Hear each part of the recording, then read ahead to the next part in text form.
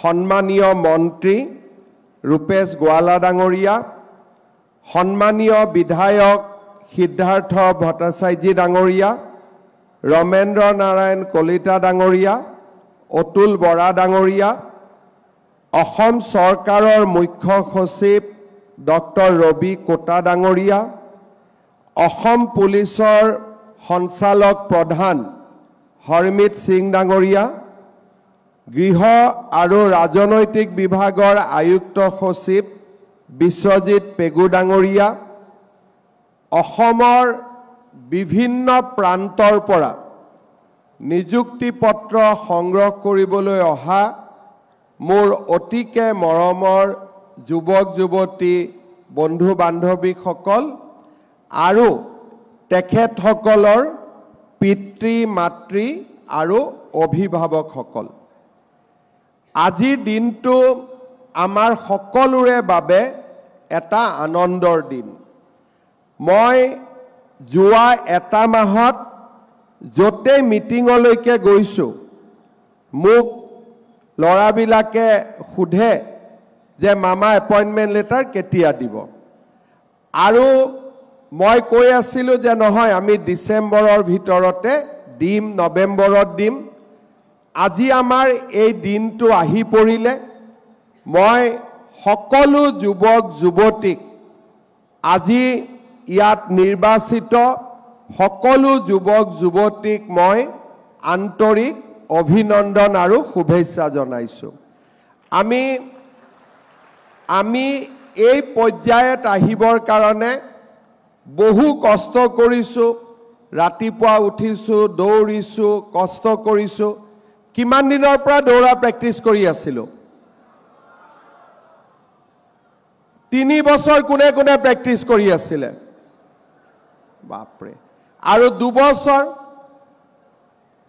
ঠিক আছে। আৰু অকল 1 বছৰ প্ৰেক্টিছ কৰি কোনে কোনে পালে? হাত দাঙকচোন। তাৰমানে 3 বছৰ চবেই কষ্ট কৰিছে, হয়নে নহয়? আজি 3 বছৰৰ পিছত, অলপ সময় পিছতে আমি এপইণ্টমেণ্ট লেটাৰ পাম। মনটো কেনেকুৱা লাগি আছে? কাৰ সবচে ভাল লাগি আছে মনটো? চবৰে। আজি আমাৰ কাৰণে সঁচাকৈ এটা আনন্দৰ দিন। আজি আমি 156 গৰাকী প্ৰাৰ্থীক পুলিচত উপ পৰিদৰ্শক হিচাপে নিযুক্তি দিম আৰু 5410 গৰাকী প্ৰাৰ্থীক আমি কনিষ্টবলৰ চাকৰিত আমি নিযুক্তি দিম।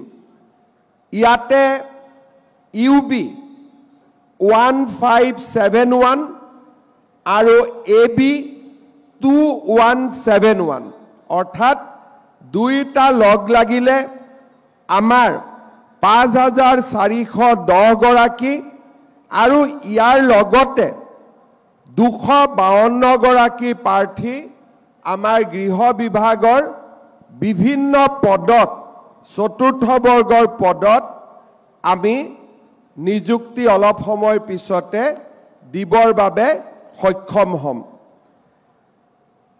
অসম পুলিচত চাকৰি আৰু ইয়াৰ নিযুক্তি প্ৰক্ৰিয়া এটা সময় আছিল যেতিয়া পুলিচত চাকৰি এটা পাম বুলি কাৰোবাৰ লগত চিনাকি হ'ব লাগিব, নহ'লে টকা পইচা আমি যোগাৰ কৰিব লাগিব।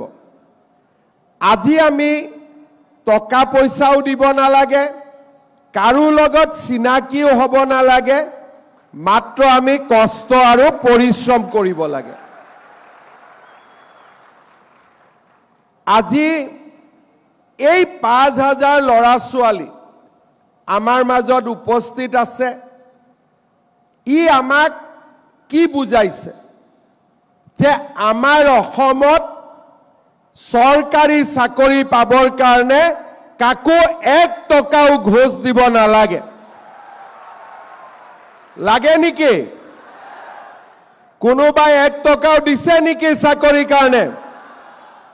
আজি আমি সকলোৱে 3 বছৰ কষ্ট কৰাৰ পিছত মেৰিটত আৰু কষ্ট আৰু পৰিশ্ৰমৰ ফল হিচাপে আজি আমি চৰকাৰী চাকৰি পাবলৈ সক্ষম হলো 5 বছৰ আগতে 10 বছৰ আগতে আমি কোনেও পৰিশ্ৰম কৰি চৰকাৰী চাকৰি নললোহেঁতেন আমি কোনোবা বিষয়া কোনোবা নেতা বা কাৰোবাৰ জৰিয়তে চৰকাৰী চাকৰি এটা পাবৰ বাবে চেষ্টা কৰিলোহেঁতেন মাজত মানুহ থাকিলেহেঁতেন কাৰোবাৰ মাটি বন্ধক দিব লাগিলেহেঁতেন কোনোবাই মাটি বিক্ৰী কৰিবলগীয়া হ'লহেঁতেন 10 জনে চাকৰি পালেহেঁতেন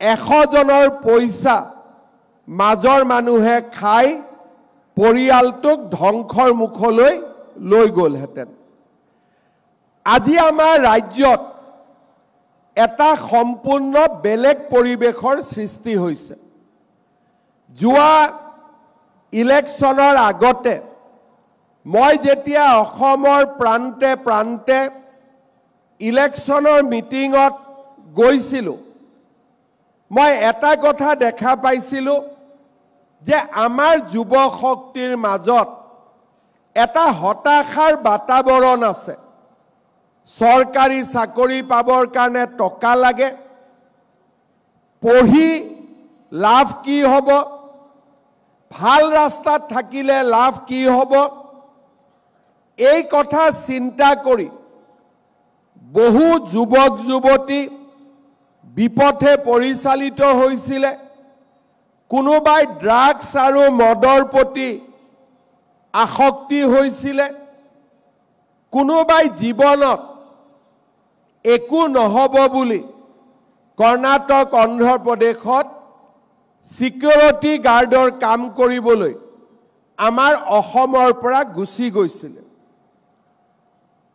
মই লক্ষ্য কৰিছিলোঁ যে আমাৰ যুৱক যুৱতীৰ মাজত থকা হতাশাৰ বাতাবৰণ যদি আমি অতৰাব নোৱাৰো আমাৰ ৰাজ্যখনে এটা গভীৰ হতাশাৰ বাতাবৰণলৈ আগবাঢ়ি গৈ থাকিব ইয়াৰ মাজতে হতাগ্ৰস্ত হৈ কিছু ল'ৰা ছোৱালীয়ে আলফাটো যোগদান কৰিছিল বিভিন্ন সংগঠন আৰু সামাজিকভাৱে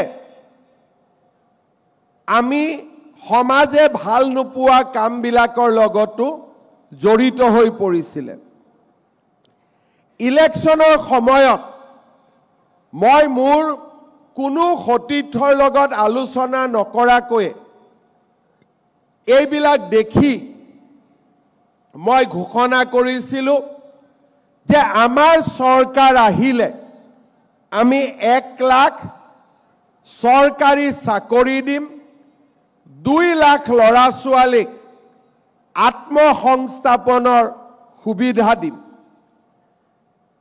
যেতিয়া 1 লাখ চৰকাৰী চাকৰিৰ কথা মই কৈছিলোঁ আমাৰ অসমত বিৰোধী পক্ষৰ পৰা আৰম্ভ কৰি সাংবাদিকৰ পৰা আৰম্ভ কৰি আমাৰ দলৰ ভিতৰতো আলোচনা হৈছিল যে এইবাৰ হিমন্ত বিশ্ব শৰ্মা ফচি যাব কাৰণ 1 লাখ চাকৰি ক'ৰ পৰা দিব 1 লাখ চাকৰি কেনেকৈ দিব আৰু যদি 1 লাখ নহয় 20,000 চাকৰিও যদি দিব খোজে চাৰিওফালে দুৰ্নীতি হ'ব টকা পইচাৰ বজাৰ হ'ব আৰু চৰকাৰখন ৰাইজৰ মাজত অপ্ৰিয় হৈ পৰিব চৰকাৰ গঠন হ'ল অসমৰ মুখ্যমন্ত্ৰীৰ মই দায়িত্ব ললো প্ৰথম দিনাখনে আমি কেবিনেটত আলোচনা কৰিলো যে আমি 1 লাখ চৰকাৰী চাকৰি দিব লাগিব তেতিয়া ৰাজ্যৰ মুখ্য সচিব আৰু আন সকলোৱে মোক ক'লে যে স্যাৰ 1 লাখ পোষ্ট আমাৰ মাজত নাই, আমি 1 লাখ দৰমহা কেনেকৈ দিম, আৰু 1 লাখ ল'ৰা ছোৱালী যদি আমি চাকৰি সৃষ্টি কৰোঁ তেতিয়াহ'লে আন উন্নয়নমূলক কাম কৰিবৰ কাৰণে আমাৰ হাতত কোনো টকা পইচা নাথাকিব। মই কৈছিলোঁ যে আমি চেষ্টা কৰোঁ, আমি আগুৱাই যাওঁ, লাহে লাহে আমি আগুৱাই গৈ থাকোঁ, আৰু আমি যিমান দূৰলৈকে যাব পাৰোঁ আমি যাবৰ বাবে আমি চেষ্টা কৰিম। মই তেওঁলোকক কৈছিলোঁ যে পুলিচত ভেকেন্সি থাকিব নালাগে, পুলিচক আমি 0 ভেকেন্সি, তাৰ মানে প্ৰত্যেক বছৰত যিমান পদ খালী হ'ব সেই বছৰতে আমি নিযুক্তিৰ ব্যৱস্থা কৰিব লাগিব।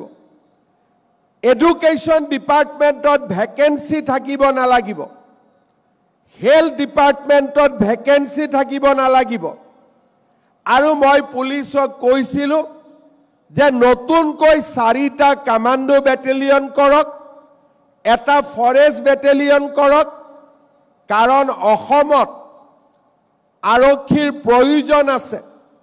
CRP BSF আনি আমি অসমত আইন শৃংখলা ৰক্ষা কৰাতকৈ আমাৰ নিজৰ ল'ৰা ছোৱালীক আমি পুলিচত লৈ যাম, আৰু তেওঁলোকৰ জৰিয়তে আমি আইন শৃংখলা ৰক্ষা কৰিম।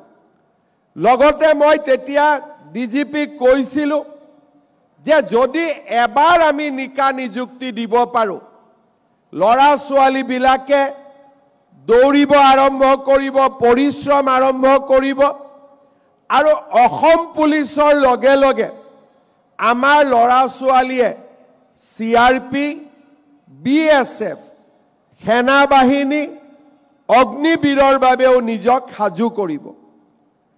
আজি আমাৰ ৰাজ্যৰ চাৰিওফালে আমি দেখা পাওঁ যে আমাৰ যুৱক যুৱতীসকলে পৰিশ্ৰম কৰিছে, কোনোবাই অসম পুলিচত গৈছে, কোনোবাই CRPত গৈছে, কোনোবাই CISFত গৈছে, আৰু লাহে লাহে সেনা বাহিনীটো আমাৰ জোৱানৰ সংখ্যা বৃদ্ধি হৈছে।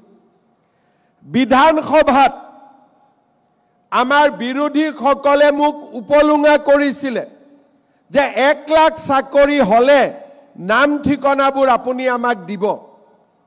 মই মনতে ভাবিছিলোঁ যে 2021 চনত 22 চনত মোক আপোনালোকে উপলুঙা কৰিব, কিন্তু 2025 চন 26 চন পাওঁতে পাওঁতে আপোনালোকে এই কথাবোৰ পাহৰি যাব।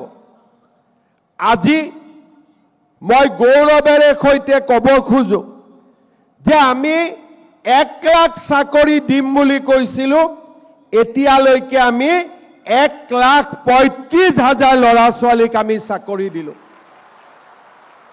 আৰু আজি এই 5,000 চাকৰি যোগ হৈ যোৱাৰ লগে লগে চাকৰি 1,40,000 পাৰ হ'বগৈ।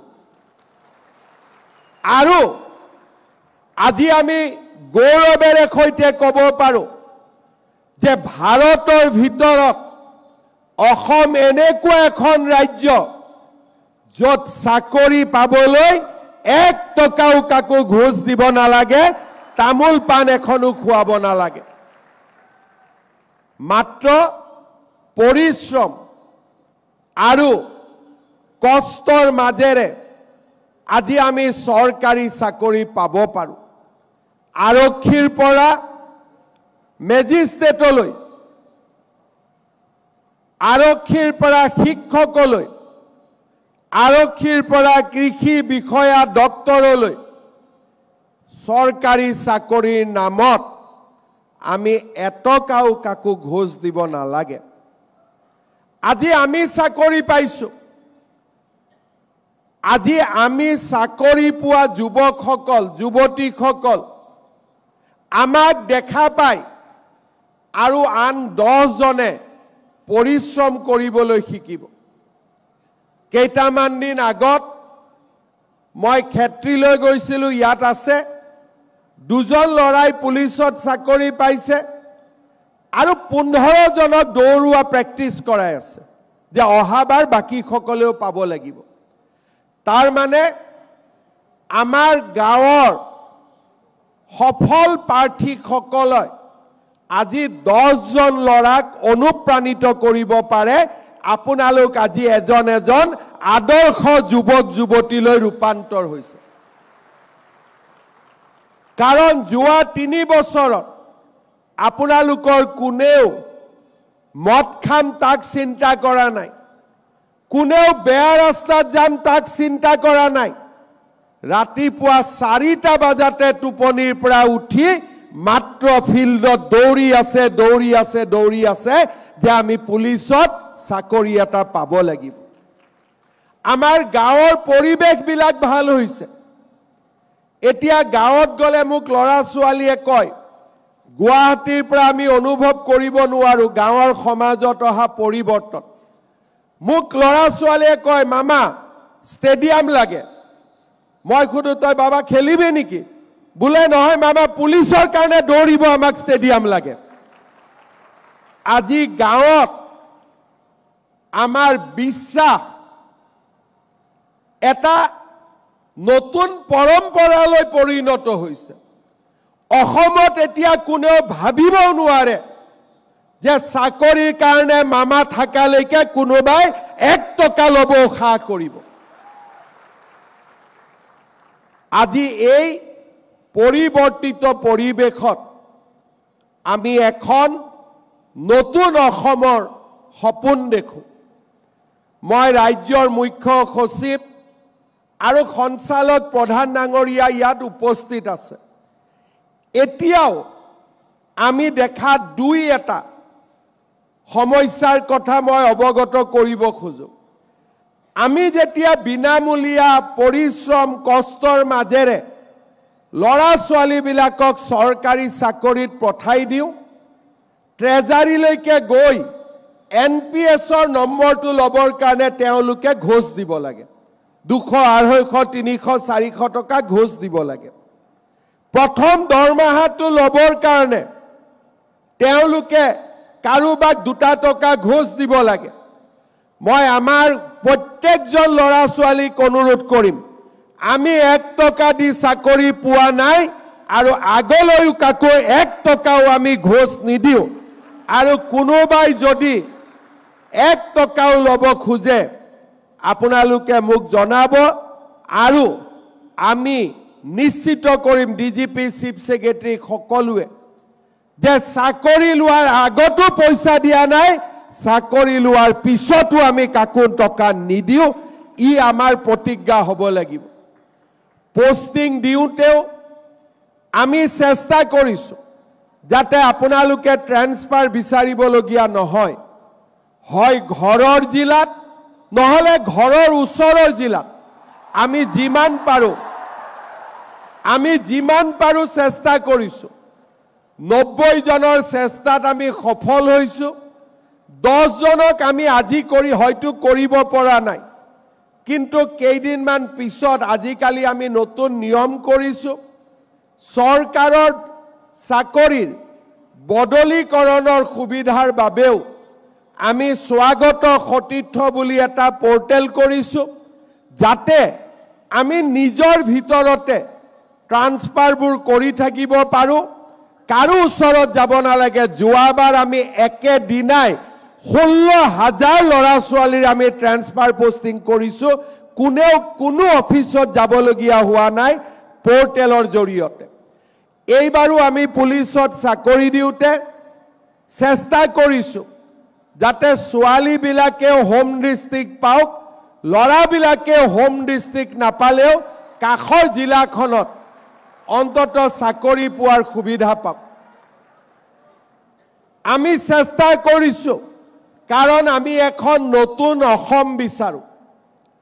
আজি নতুন চাম আৰক্ষীৰ মই এটা কথা আজি ক'ব খোজো যে আমি যেতিয়া সমাজত থাকো আৰু গাঁৱৰ মানুহ সমাজৰ মানুহৰ লগত আমি কথা পাতি থাকো মোক সকলোৱে কয় যে মামা স্যাৰ নতুন পুলিশ বিলাক বৰ ভাল টকা পইচা একো নোখোজে তাৰ মানে মই পুৰণা পুলিশবোৰ বেয়া বুলি ক'ব খোজা নাই কিন্তু অন্তত নতুন এসআই নতুন ডিএসপি নতুন পুলিশৰ বিৰুদ্ধে অভিযোগ আজি এক প্ৰকাৰ নাই বুলি আমি ক'ব পাৰো যিসকলে যোৱা 5 বছৰত নিযুক্তি পাইছে আপোনালোকে চাব পুলিশৰ বিৰুদ্ধে লিখা বাতৰিবিলাকো আজি কমি গৈছে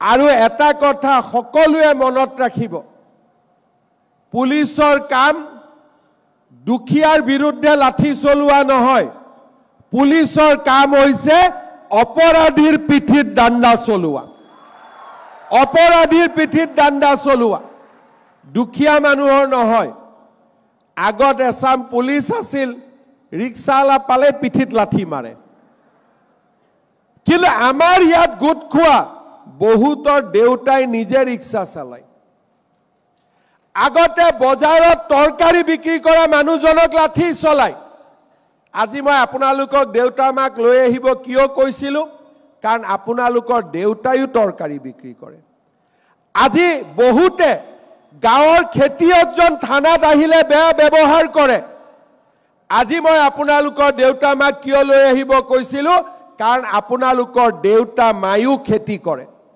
আৰু বহুতে ঘৰৰ কাষৰ সবজি দোকানখনক গৈ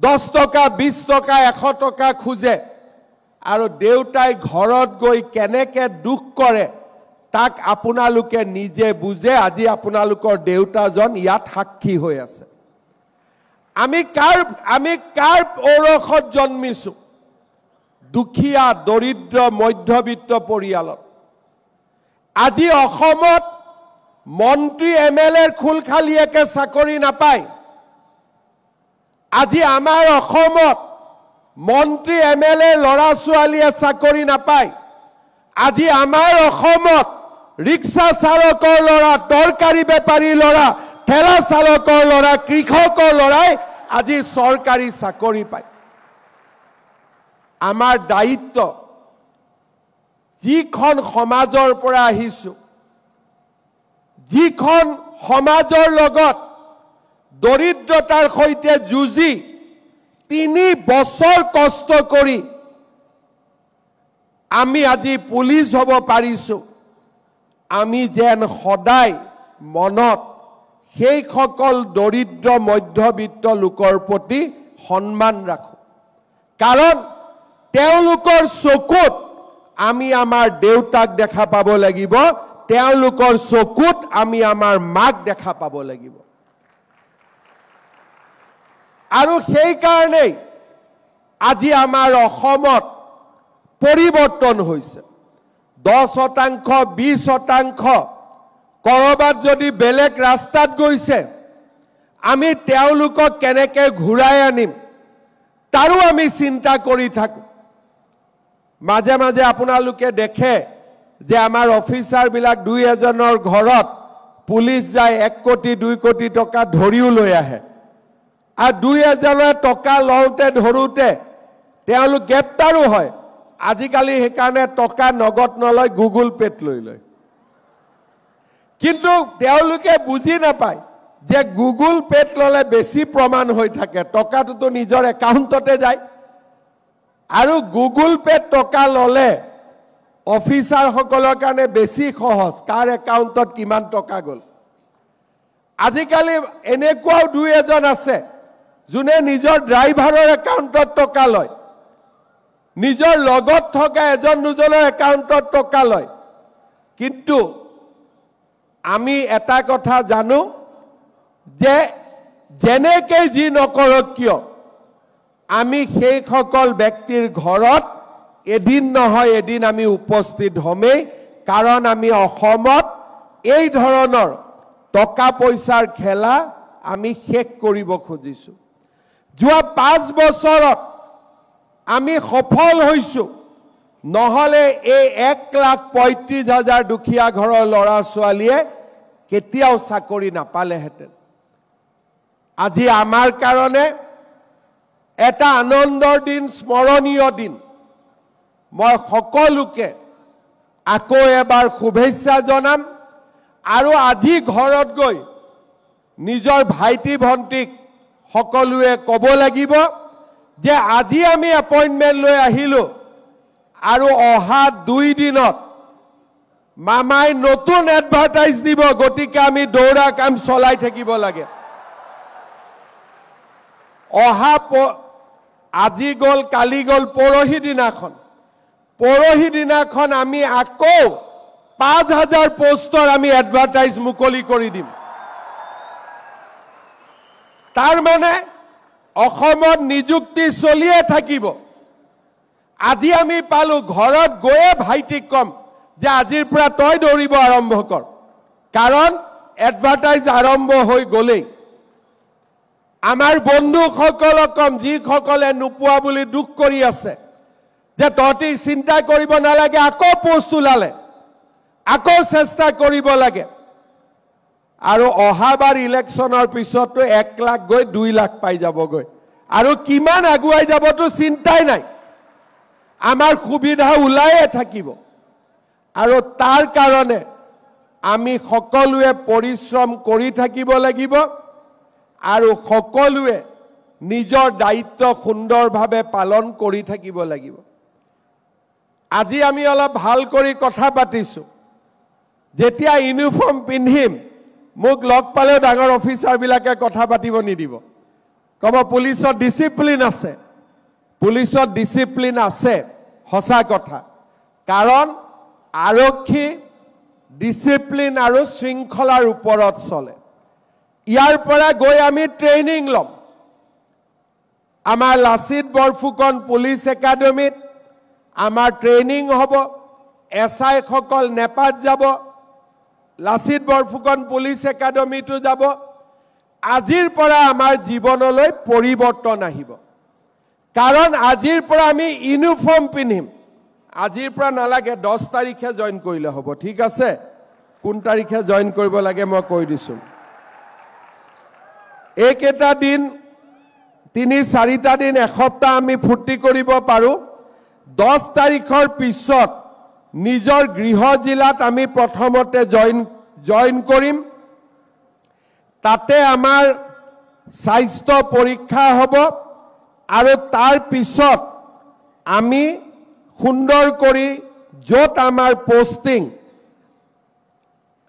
মোৰ অলপ ভুল হৈ গৈছিল আকৌ শুদ্ধ কৰি দিছো 6 ডিসেম্বৰত আমি নিজৰ হোম ডিস্ট্ৰিক্টত যাব লাগিব মেডিকেল এক্সামিনেশনৰ কাৰণে কোন তাৰিখে যাব লাগিব 6 তাৰিখে নিজৰ গৃহ জিলাত আমাৰ মেডিকেল এক্সামিনেশন হ'ব আৰু 15 তাৰিখে আমি 10 তাৰিখে আমি নিজৰ পোষ্টিং ম্যাক্সিমামৰ গৃহ জিলাতে আছে যাৰ ওচৰৰ জিলাত পোষ্টিং আছে পোষ্টিংত যাব লাগিব আৰু তাৰ পিছত আপোনালোকক আমি ট্ৰেইনিংৰ বাবে মাতিম আৰু আপোনালোকৰ ট্ৰেইনিং আমাৰ নিজৰ ব্যাটালিয়নতো হ'ব কিছুমানৰ ট্ৰেইনিং নিজৰ ব্যাটালিয়ন আৰু কিছুমানৰ ট্ৰেইনিং আমাৰ লাচিত বৰফুকন পুলিচ একাডেমীত হ'ব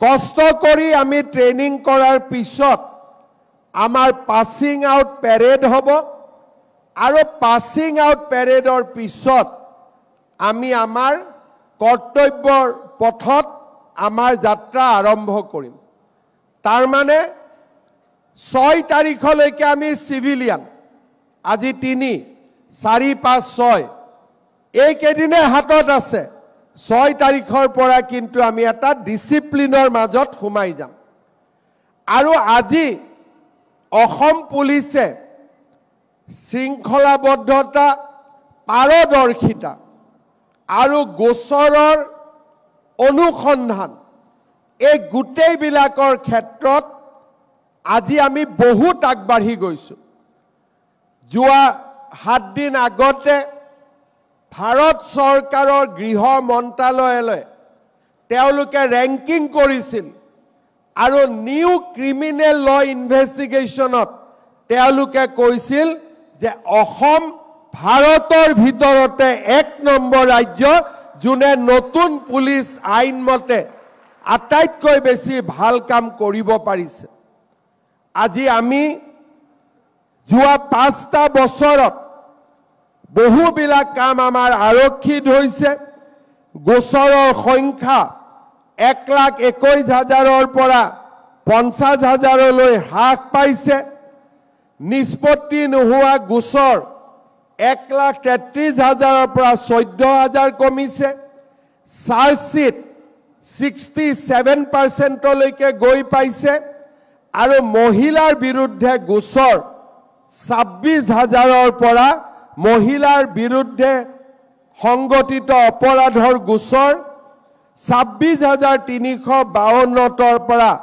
5,555লৈ হ্ৰাস পাইছে আৰক্ষীৰ নিয়মীয়া নিযুক্তি ইয়াৰ এটা ডাঙৰ কাৰণ আজি আমাৰ আৰক্ষীত পৰ্যাপ্ত পৰিমাণৰ এছআই আছে ইউবি আছে আৰু আমাৰ আইন শৃংখলাৰ সৈতে যুঁজিবলৈ এবি কনষ্টেবল বিষয়া আজি আমাৰ সকলো আছে আজি আমি অসমত আইন শৃংখলাৰ দৃষ্টিৰে বহু দূৰ আজি আমি আগুৱাই যাব পাৰিছোঁ ৰাজ্যখনত শান্তিৰ এটা পৰিৱেশ আজি আমি নিৰ্মাণ কৰিব পাৰিছোঁ আপোনালোকৰ উপস্থিতি আৰু আপোনালোকৰ যোগদানে আমাৰ অসম আৰক্ষীক আৰু অধিক শক্তিশালী কৰিব মই আপোনালোকক আনুষ্ঠানিকভাৱে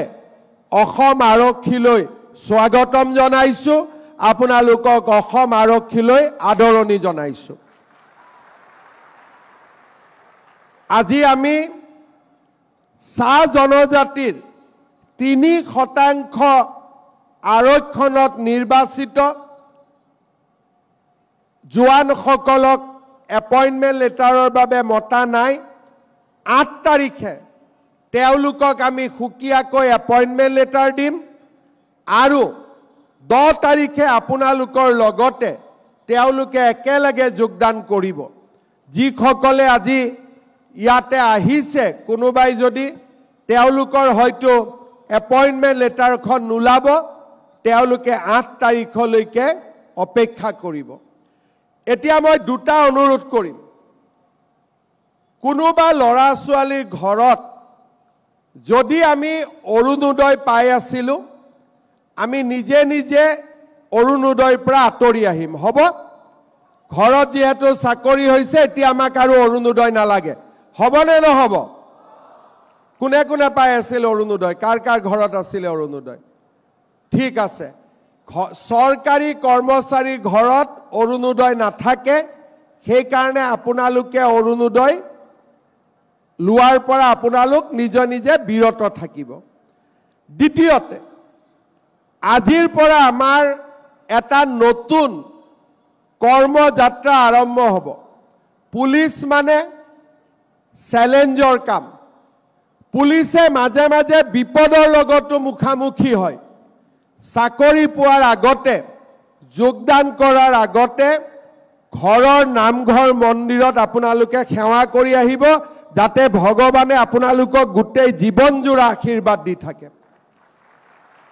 যাৰ যাৰ নামঘৰ যাৰ যাৰ মন্দিৰ সকলোতে চাকি এগছ আৰু কিবা এটা আগবঢ়াই আপোনালোকে প্ৰাৰ্থনা কৰি আহিব যাতে আমি সদায় নিৰাপদে থাকি সুৰক্ষিত থাকি অসমৰ ৰাইজক ৰক্ষা কৰিব পাৰোঁ অসমত আইন শৃংখলা আমি ৰক্ষা কৰিব পাৰোঁ যিদিনাখন আমি পাছিং আউট পেৰেড ল'ম সিদিনাখন আমি প্ৰতিজ্ঞা কৰিম যে ৰাইজৰ স্বাৰ্থত আমি মৃত্যুকো সাৱটি ল'ব ভয় নকৰোঁ কিন্তু মৃত্যু আমি নিবিচাৰোঁ নমৰাকৈ যদি শত্ৰুক মাৰিব পাৰোঁ সেইটো আটাইতকৈ বেছি ভাল আৰু তাৰ বাবে আমাক নেদেখাজনৰ আশীৰ্বাদ লাগে। তৃতীয়তে, আৰক্ষীত যোগদান কৰাৰ পিছত দেউতা মাক আমি কোনেও অৱহেলা নকৰোঁ। চাকৰি পোৱাৰ পিছত দেউতা মাক আমি কোনেও অৱহেলা নকৰোঁ। কাৰণ আজি আমি যি স্থানত থিয় হৈছোঁ, অলপ পিছতে আমি নিযুক্তি পাম। কাৰ কাৰণে এইখিনিলৈকে আমি আহি পাইছোঁ? আমাৰ দেউতা মাৰ পৰিশ্ৰমৰ কাৰণে আজি আমি এই স্থানত থিয় হৈছোঁ। দেউতা মা অবিহনে আজি আমি এই স্থানত উপস্থিত নহ'লোহেঁতেন। যেতিয়া আমি জীৱনত হাৰি যাওঁ, মাৰ ওচৰত গৈ আমি কান্দো। কিন্তু সেইজনে আটাইতকৈ ভাল সন্তান, যিজনে জীৱনৰ সফলতাৰ সময়ত দেউতাক মাকক কৃতজ্ঞতা জনায় আৰু জীৱন জুৰি দেউতাক মাকক সেৱা আগবঢ়ায়। মই সেইকাৰণে সকলোকে অনুৰোধ কৰিম, যাতে সকলোৱে দেউতা মাক প্ৰতি আমাৰ যি দায়িত্ব আৰু আমাৰ যি কৰ্তব্য, তাক যাতে জীৱনৰ শেষ মুহূৰ্তলৈকে আমি পালন কৰোঁ। যি ল'ৰা ছোৱালীৰ শিৰত, কপালত, মূৰত দেউতা মাৰ আশীৰ্বাদ থাকে, তাক জীৱনত কোনেও পৰাজিত কৰিব নোৱাৰে। তাক আমি সদায় মনত ৰাখি চলিব লাগিব। আৰু সেইকাৰণে আমি সকলোৱে সংকল্প ল'ম যে দেউতা মাৰ প্ৰতি আমি জীৱনটো কৃতজ্ঞ হৈ থাকিম আৰু দেউতা মাক আমি সেৱা কৰিম। পুনৰ এবাৰ মই সকলোকে অভিনন্দন জনাইছোঁ। আমি কেইজনমান যুৱক যুৱতীক নিযুক্তি দিয়াৰ পিছতেই বাকী সকলোৱে কেনেকৈ এপইণ্টমেণ্ট লেটাৰ পাব আমি বুজাই দিম আৰু সুন্দৰকৈ সকলোৱে নিযুক্তি পত্ৰ ল'ব পাৰিব। আৰু 6 তাৰিখলৈকে আপোনালোকে অলপ গাঁৱত ইজন সিজনক গৈ যাব, নতুন ল'ৰা ছোৱালীবিলাকক অনুপ্ৰেৰণা যোগাব যে তহঁতিও দৌৰা দৌৰি কৰ। আৰু সকলোকে এটাই কথা ক'ব যে অসমত কষ্ট, পৰিশ্ৰম, পঢ়া শুনা কৰিলে চৰকাৰী চাকৰি পাব পাৰে। আমি তাৰ উদাহৰণ। গতিকে সকলোৱে যাতে পৰিশ্ৰম কৰে, পঢ়া শুনা কৰে আৰু সকলোৱে যাতে এটা প্ৰতিজ্ঞা সন্মুখত ৰাখি, সংকল্প সন্মুখত ৰাখি আগবাঢ়ে।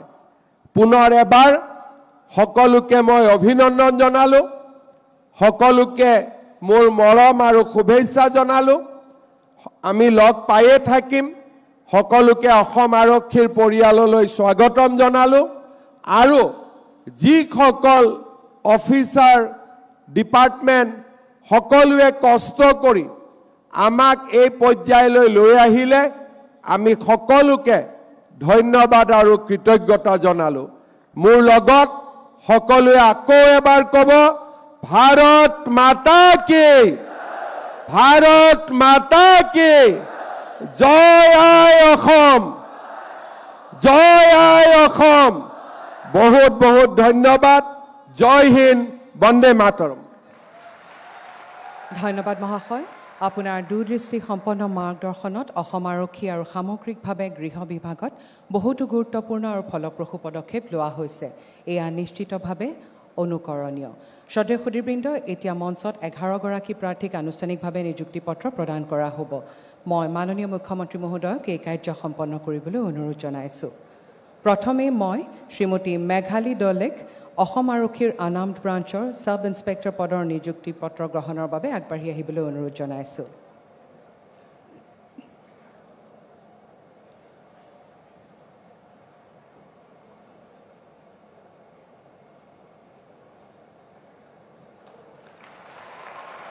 ধন্যবাদ। এইবাৰ ৰিদীপ মৰাণক অসম আৰক্ষীৰ আনাম ব্ৰাঞ্চৰ কনিষ্টবলৰ নিযুক্তি পত্ৰ প্ৰদান কৰা হ'ব।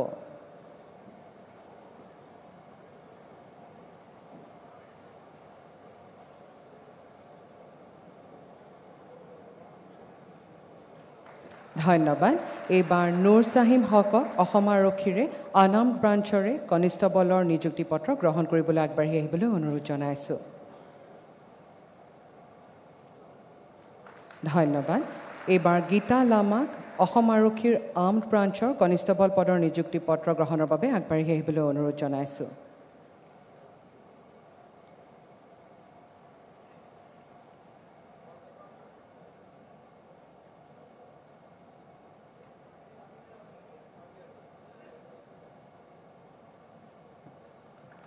ধন্যবাদ। এইবাৰ শ্ৰীমতী জ্যোতি দেৱীক অসম আৰক্ষীৰ চাফাই কৰ্মচাৰী পদৰ নিযুক্তি পত্ৰ গ্ৰহণ কৰিবলৈ আগবাঢ়ি আহিবলৈ অনুৰোধ জনাইছোঁ।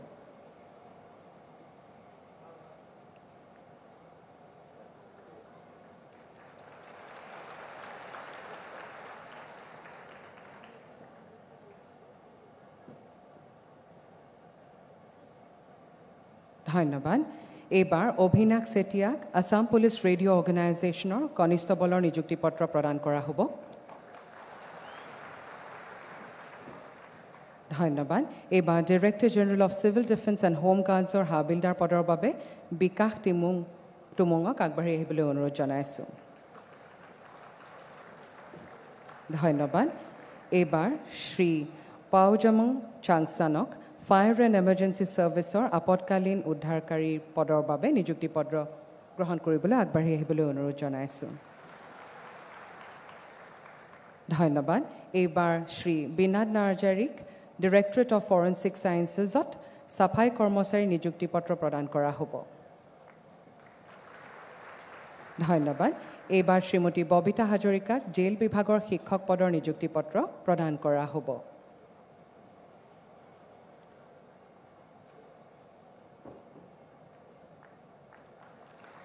ধন্যবাদ।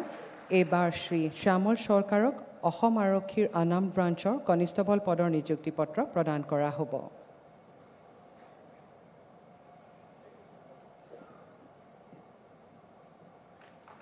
ধন্যবাদ মহাশয়। মঞ্চত নিযুক্তি পত্ৰ প্ৰদান পৰ্বৰ ইমানতে অন্ত পৰিল।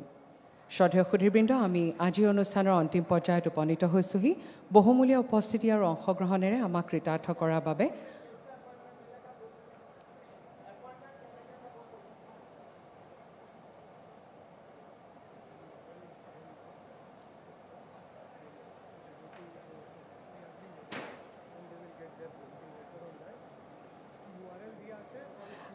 বাকীসকল প্ৰাৰ্থীক জনাব বিচাৰিছোঁ যে বাহিৰত QR কোডটো দিয়া আছে, তাতে গৈ আপোনালোকে ডাউনলোড কৰি নিজৰ এপইণ্টমেণ্ট লেটাৰ গোটাব পাৰিব। সেয়া এই অনুষ্ঠানৰ সামৰণিৰ পিছত।